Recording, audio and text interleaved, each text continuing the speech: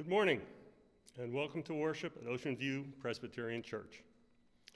Our announcements can be found in the bulletin, which is available on our website, but we would like to bring a few to your attention. Join us after worship today for our monthly fellowship hour at 10:30. This is a helpful way in which we can socialize with friends during this time of isolation. Bring your smile and a cup of coffee and join us. Zoom information is included in the bulletin and on our website. On Wednesday, the Women's Circle will meet at 12:45. We look forward to a time of fellowship and Bible study. We will be meeting virtually, and the Zoom information is on the church calendar found in our website. For the next 2 Sundays, starting on the 18th, Bruce Hobler will be leading a Sunday school program focusing on education in the American prison system. The first presentation will include an overview of prison education as it is developed and is currently implemented. Changes will be emphasized as they relate to education and rehabilitation. Successful programs will be highlighted. Please join us for this informative look at an important segment of our society. Zoom information will be available soon. The Crisis House in Georgetown, which houses homeless men and women, is the Deacon's mission for the month of April. You can help by donating coffee, tea, sugar, powdered drink mixes, cooking oil, and spices. Monetary gifts are also appreciated and can be mailed to the office with Crisis House on the memo line of the check. These most needy residents are grateful for your support and help. Our sharing pantry needs replenishment. We especially need individual fruit and pudding cups, canned chicken or ham, grape or strawberry jelly in plastic, and cans of fruit and assorted pasta, but not spaghetti. As you can see, the pantry is being used and continues to be part of our Matthew 25 mission to the community. Please pick up your Easter plant no later than tomorrow. We will be giving away those that are left. Once again, we want to express how grateful the church is for the support and generosity of this congregation. Our financial needs continue even though we are unable to be together. Please keep all those on our prayer list close to your heart and in your prayers. And if you need someone to talk to or pray with, please contact Pastor Terry, a deacon, a member of session, or one of our Stephen ministers. Let us prepare to worship God. Our meditation this morning is by James Allison.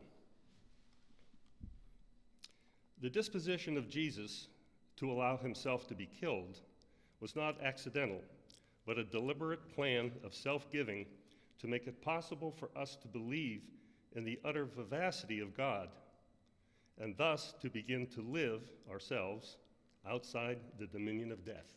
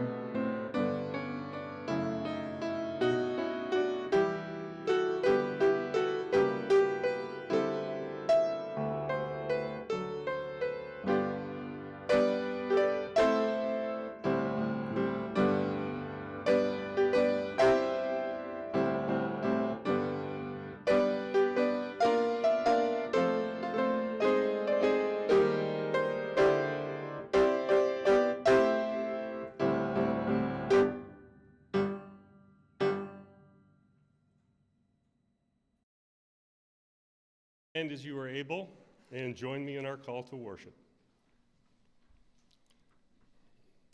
Lord Jesus Christ, the light of your love shines on, illuminating the places where you are present. As we disciples ponder the stories of your appearances, penetrate the darkness of any doubt with your word of peace.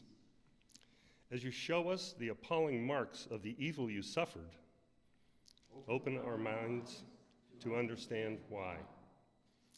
Increase our understanding, we pray. Open our hearts and minds.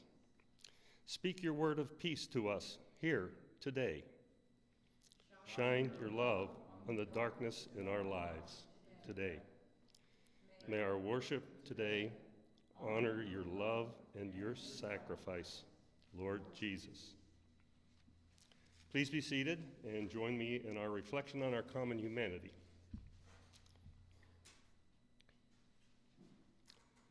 Lord Jesus, death could not hold you.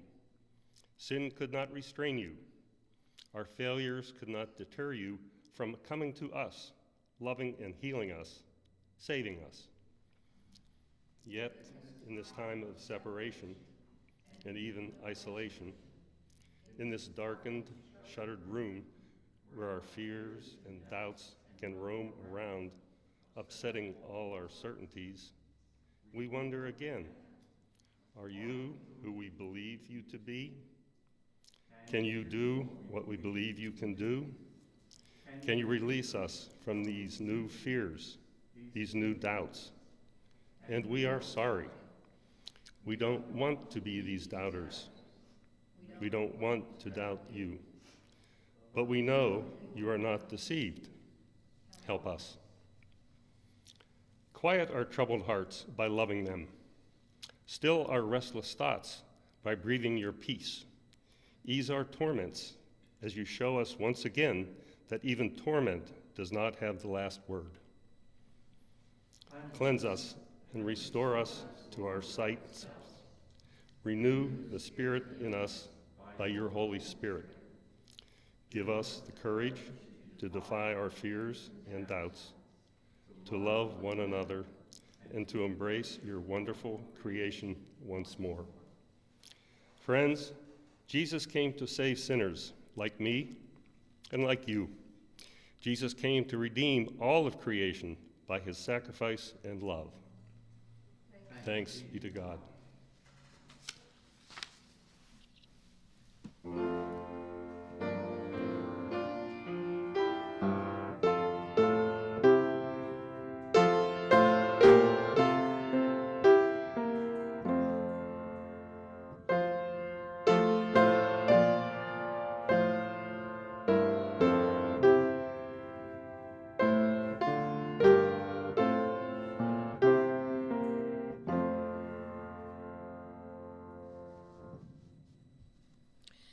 Our prayer of illumination. Nurturing God, breathe your Holy Spirit on us, that we may see the peace and be filled with the joy of the risen Christ. Teach us how to speak his words of forgiveness. Fit us to be agents of your reconciliation. We pray in his precious name. Amen. Our reading this morning is from Acts chapter 4, verses 32 to 35.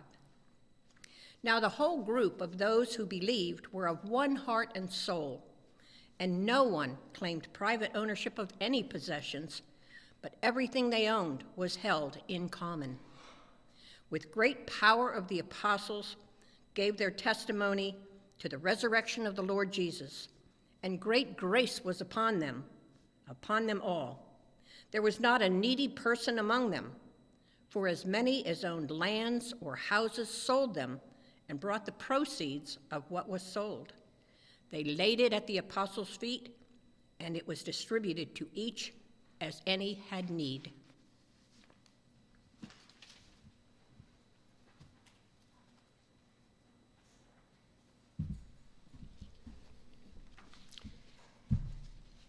Our gospel lesson this morning is from John chapter 20. When it was evening on that day, the first day of the week, and the doors of the house where the disciples had met were locked for fear of the Jews, Jesus came and stood among them and said, "Peace be with you." After he said this, he showed them his hands and his side. Then the disciples rejoiced when they saw the Lord. Jesus said to them again, "Peace be with you. As the Father has sent me, so I send you." When he had said this, he breathed on them and said to them, "Receive the Holy Spirit.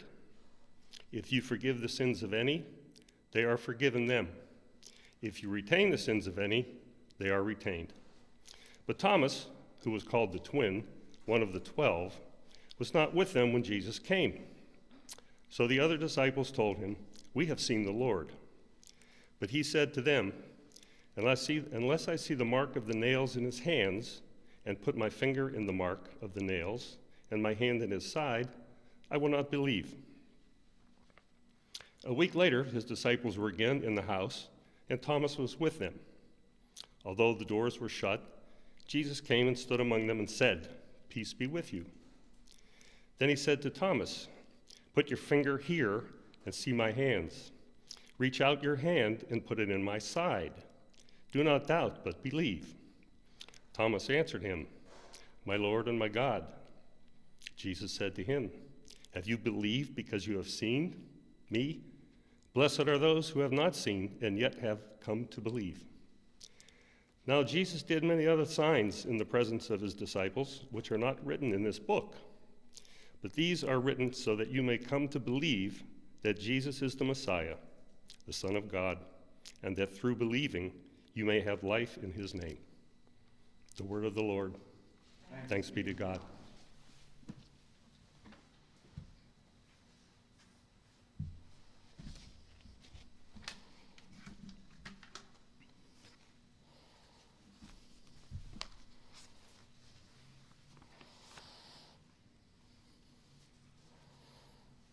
So why don't we cut right to the chase? There are a lot of questions involved with the question that I'm about to ask. Why are Jesus' wounds still evident? There's a lot to say about people who are what we like to call disabled in this context. There's a lot to say about disease in this context, but I'm not going to touch all of that. It'd take too long, but I'd be happy to talk about it, should you want to talk about it. Right now, what I want to say is Jesus' wounds are still evident because the work of redemption into resurrection is ongoing. It is not finished.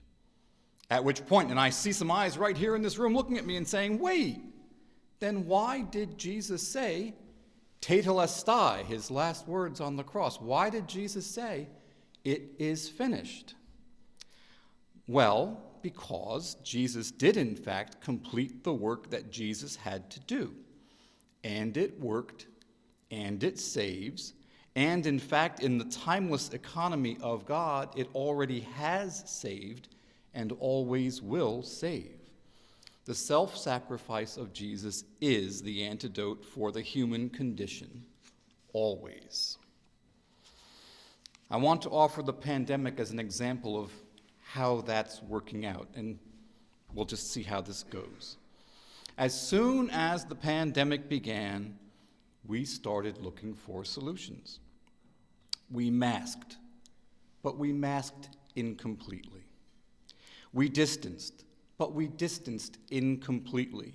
We locked down, but we locked down incompletely. All of those were not enough in human terms, yet every one of those was the correct answer to the pandemic, if the answer had been or could be applied completely, regardless of our human will. As we know, they could not. Human will is a powerful thing, often wonderful, sometimes destructive. Now we have the vaccines, which supersede but do not exclude all those other partial answers. And once again, the truth is, they work. If everybody took one, or if in fact just 71% of everybody took one, the pandemic would roll to an end. In between, in the space that we occupy, people are actively deciding whether to believe and whether to accept the cure. We need to keep the vaccine available. We need to keep the cure available so that as many people as possible, through their whole checklist of reasons why and why not, can finally decide it's a good thing to be vaccinated against a savaging and damaging and potentially fatal disease. If we don't keep vaccine available and remind people it's available and make it easy to encounter, people will neglect, reject, and forget, and coronavirus will continue to have its way in the world. I suspect you see where this rather imperfect metaphor is going. Our Bibles, our devotionals, our meditations and sermons, in some churches, pictures and statues, all talk about the character of God and remind us of the supreme value of building our lives around God and God's ways, and remind us of Jesus' sacrifice. If we don't read, hear, and live out the Word of God, and all too often see and contemplate those wounds, it will be harder to be the followers of God, and much less likely we'd ever become the whole, completed, because that is God's wish, the whole and completed people of God. Everybody. If you look back to your silent meditation, this one took a little bit of finding, but I found what I really wanted. Jesus' wounds that he continues to show us after his resurrection, which Mr. Allison doesn't have in this, make it possible for us to believe in the utter vivacity of God. God is life and life only. Death has a dominion here on earth because of us, not because of God who never intended it. Jesus, being in God, survived, through God's will, death, and we can too. And so here on earth, while we wait, while we have to live through all the consequences of the human fall, including every one of us individually dying, we can begin to live outside the dominion of death, knowing that the dominion of death is limited. Jesus' wounds are visible not because he is not finished, but because we're not finished. We as nations, we as churches, and we as individuals have not all fully accepted Jesus' sacrificial work on our behalf. That's just true. We might believe, oh, it's just not real. It's just not true. It's a metaphor. We might believe it's no longer relevant because we are such an advanced people. We might believe we have to do it and live it out ourselves and not trust Jesus to do it for us. We might feel that ourselves or our society are judged by Jesus' work. And from our side of his action, actually, that's just plain true. We are judged, but we're also allowed to change. So, dear church family, we need to acknowledge at last just how many people feel judged by the church, and therefore will not give church a chance, and therefore have the chance over time to be converted by Jesus' still visible wounds. Engaging Thomas's doubt makes me reflect on my own very, very many years of doubt, about 30 of them, give or take, which was of two kinds. The first was a very familiar one, and one the church has complained about and often actively opposed for no particular reason for over 6 centuries, and that is doubt based on a scientific or literal understanding of our universe and its mechanisms and its complexities. And while we human beings have made enormous strides in this understanding at both the micro and the macro level, leading to some very useful and some very destructive results, it has always been the case, and it still is, that we overestimate how well and how much we understand. Much as we really love to look down upon what we call pre-scientific societies, the Society of the Bible, the society of the indigenous people of this and other continents where we arrived late. Much as we like to look down on them, the truth is we think in exactly the same ways. We're driven by curiosity, sometimes by the will to service, very often by the will to power, and we are driven by doubt. We can't stand not knowing. Going back as far as we wish, for every prophet, there's a magus. For every scientist, there's an alchemist. For every technician, there's a Luddite. And Bob and Don are staring at me. For every discovery or invention, as we are experiencing right now, there is a resistance. That the institutional church has been too often on the side of resistance, from burning heretics at the stake to justifying slavery and justifying Jim Crow, allows us, as it allowed me, to forget about the positive side.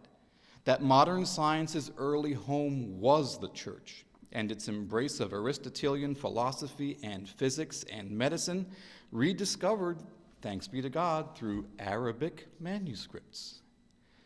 It was the medieval church that founded universities and hospitals, forward-looking institutions dedicated to the good of society. We need not to forget. But that leads to doubt number 2. Faith, or the profession of faith, seems to not necessarily by itself make people good. I experienced that myself in hypocritical parents and in hypocritical priests, and I walked out of the church. The larger church has experienced that in the abuse of power at every level, in interpersonal relationships, in societal relationships, and in governmental relationships. The drive for power has repeatedly shown the church in a terrible light. Yes, truly good people come to faith. And yes, cradle Christians are overwhelmingly, deeply, and lastingly good people. But to be honest, when I first returned to church, my estimate of church people did not go up. I saw struggles over power and personality. I saw the dismissal of some persons and the elevation of others, absolutely contrary to the idea of a whole people of God. Individuals and boards can do great harm in a church, and I have seen that. So the church, in Jesus' words, remains the evidence of an unhealed humanity, still crying out from the bottom for healing from the top. The Christianity that promises and delivers great spiritual and communal heights can also lead us to places we would not on our own even begin to choose. Do I really want to do that? With people like that? And be questioned by people like, well, me. How is that good? The church has work to do. Getting this far for me has been hard. I've had to overcome institutional resistance to my personality and my history, and I've had to overcome my own resistance. But I'm satisfied that nothing else will do. The church, including this church, is where transformation can take place, whether instantly or more likely over time. Here we take Jesus' advice, his kindness, and his remonstrance to heart. And so we work on ourselves in the company of like-minded people. We are more kind and more willing and more outward-looking and more sacrificial because Jesus was, and because we have no wish to disappoint Jesus or to wound him any more than we can see he already has been. Here we do the work, and here we accept the cost in the freedom that Christ has bought for us by his sacrifice. Thomas, who was fully converted by his experience of the risen Jesus, and I have no doubt was one of those who spoke so powerfully of the resurrection that people came and converted to the Acts church that Marie told us the beginning of. I have no doubt. This same Thomas became the most widely traveled of all of the 12. He founded churches throughout the Middle East, and he made his way into India. To this day, Mar Thoma, which means St. Thomas, churches are the most prevalent Christian churches in India. By Jesus' stripes, we are indeed healed. And then we go out to bandage and treat the wounded of this world, good Samaritans all, in Jesus' name. Thanks be to God. Amen. Will you please stand as you are able and join me in our affirmation of faith, which is from a brief statement of faith. In life and in death, we belong to God. Through the grace of our Lord Jesus Christ, the love of God, and the communion of the Holy Spirit, we trust in the one triune God, the Holy One of Israel, whom alone we worship and serve. We trust in Jesus Christ, fully human, fully God. Jesus proclaimed the reign of God, preaching good news to the poor and release to the captives, teaching by word and deed and blessing the children, healing the sick and binding up the brokenhearted, eating with outcasts, forgiving sinners, and calling all to repent and believe the gospel. Amen. Please be seated. And we will come to our time of prayer. And I have particular prayers to ask you for. Prayers for Barbara Sargani's family. Barbara herself died early this morning. We have prayed for her. Barbara is a longtime friend and acquaintance of the entire Sigvardsen family, so please hold Barbara's family and the Sigvardsen family in your prayers. We ask also for prayers. Sue Dick's daughter-in-law, Jacqueline, has died after a terrible household accident which led to a grave fall. And so please pray for her husband, Jim, for her daughter, Kylie, who was only 18, and of course for Sue Dick and all her family. This very sudden death, I'm sure, is very, very hard to deal with. So any support you can be of to Sue, please do that. I don't believe there are any other prayers I'm being asked for, so let us now turn to God in prayer. Faithful God, there are so many ways in which we turn away from you even as we turn toward you.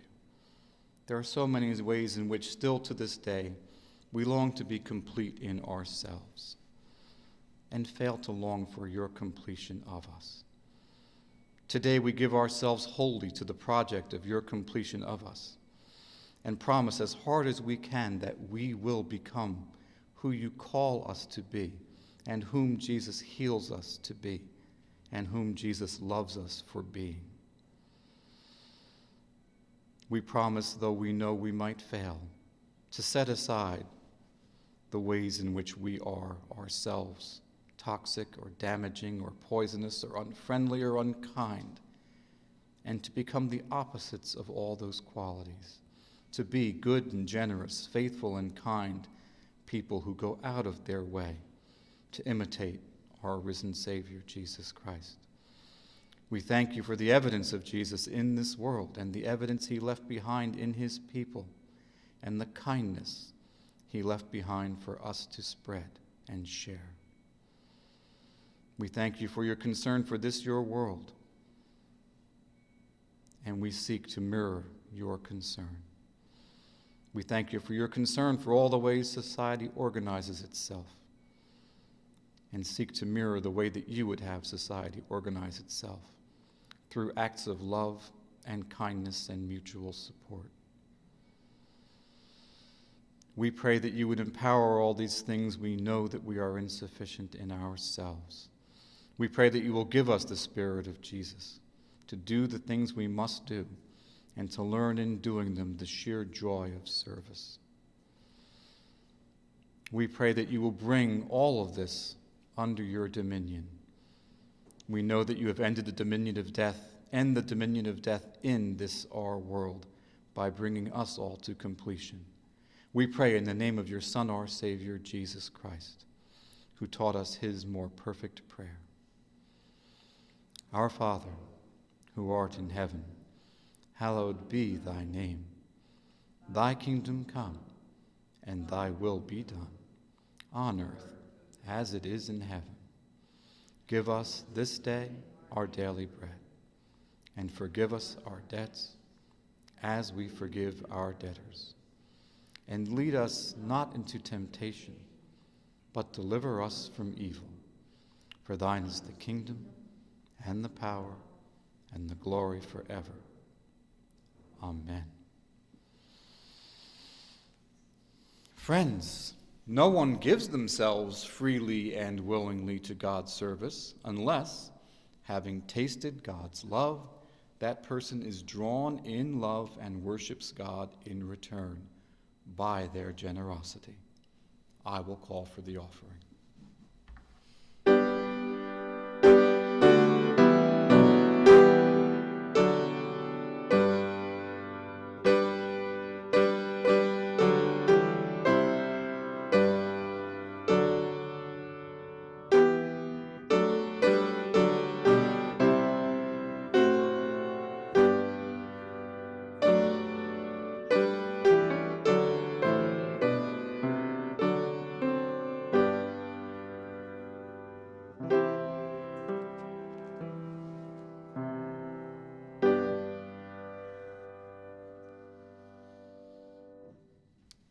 Ever-present God, with this offering we present also ourselves, all that we have been, all that we are, and all that we shall become, and also our resolve to walk in your way. Accept us and our offering, we pray, in Jesus' name. Amen.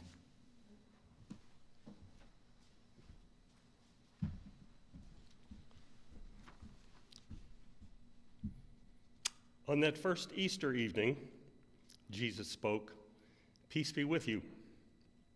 The next Sunday evening, with Thomas present, Jesus spoke, "Peace be with you." Words for those Sundays and for today, peace be with you. And the blessing of God, who sent the Son, who spoke those words, and inspires us still, be on your lips and in your loving forevermore. Amen.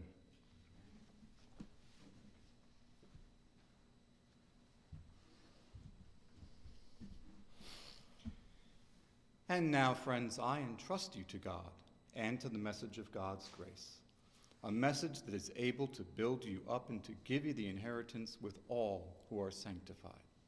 Now may the grace of our Lord and Savior Jesus Christ, the love of God, and the fellowship of the Holy Spirit be with you and remain with you this day and every day. Amen.